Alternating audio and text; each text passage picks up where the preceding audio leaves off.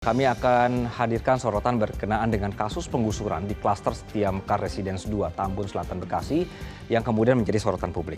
Jadi pada tanggal 30 Januari 2025, PN Cikarang ini melaksanakan eksekusi pengosongan lahan seluas 3,3 hektar di klaster Setia Mekar Residence 2. Jadi eksekusi ini didasarkan pada putusan PN Bekasi tertanggal 25 Maret 1997. Nah, meskipun sejumlah penghuni sebenarnya sudah punya sertifikat hak milik atau SHM yang sah, PN Cikarang tetap melanjutkan eksekusi dengan alasan putusan pengadilan memiliki kekuatan hukum yang lebih tinggi. Jadi kasus ini menyoroti kompleksitas sengketa tanah di Indonesia, di mana tumpang tindih kepemilikan dan juga putusan pengadilan ini bisa menyebabkan konflik berkepanjangan.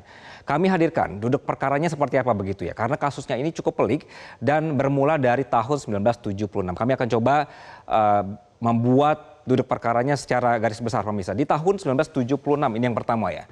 Jadi ada yang bernama Juju Saribanan Doli, dia punya tanah seluas 3,6 hektar dengan sertifikat hak milik atau SHM.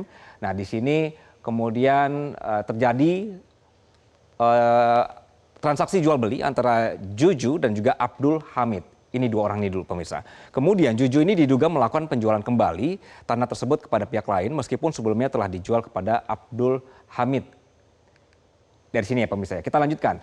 Di tahun 1996, Mimi Jamila yaitu ahli waris dari Abdul Hamid mengajukan gugatan ke Pengadilan Negeri Bekasi terhadap beberapa pihak terkait kepemilikan lahan tersebut. Nah, kemudian di 25 Maret 1997 yang Anda lihat di sebelah bawahnya ya pemirsa, Pengadilan Negeri Bekasi kemudian mengeluarkan putusan yang menjadi dasar hukum bagi eksekusi lahan di kemudian hari. Kita lanjutkan.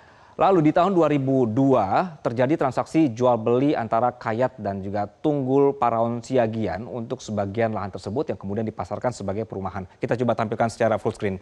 Ini dia pemirsa. Kemudian di tanggal 2000 atau di tahun 2024 tepatnya di 18 Desember warga klaster Setia Mekar Residence 2 menerima surat. Jadi suratnya ini adalah pemberitahuan eksekusi lahan dari Pengadilan Negeri Cikarang. Selanjutnya di 30 Januari 2025 eksekusi lahan seluas 3,3 hektar dilakukan oleh PN Cikarang meskipun sejumlah penghuni sudah punya SHM yang sah. Jadi eksekusi ini kemudian menimbulkan penolakan dari warga yang merasa mereka punya hak legal atas propertinya. Jadi pada hari eksekusi ratusan penghuni ini menolak tindakan tersebut dengan membentuk barisan dan membakar ban untuk menghalangi petugas gabungan yang terdiri dari aparat kepolisian, kemudian TNI dan juga aksi ini menyebabkan akses jalan utama Bumi Sani menjadi tertutup dan tidak bisa dilalui kendaraan. Kericuhan terjadi saat terjadi aksi saling dorong antara penghuni yang menolak eksekusi dan juga aparat kepolisian.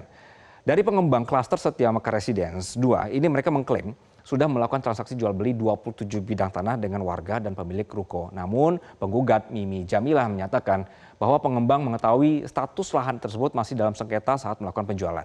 Ini jadi sempat seperti adu argumen begitu ya pemirsa. Nah, pemerintah ini sudah memberikan respons terkait kasus penggusuran di klaster Setia Mekar Residence 2 Tambun Selatan Bekasi.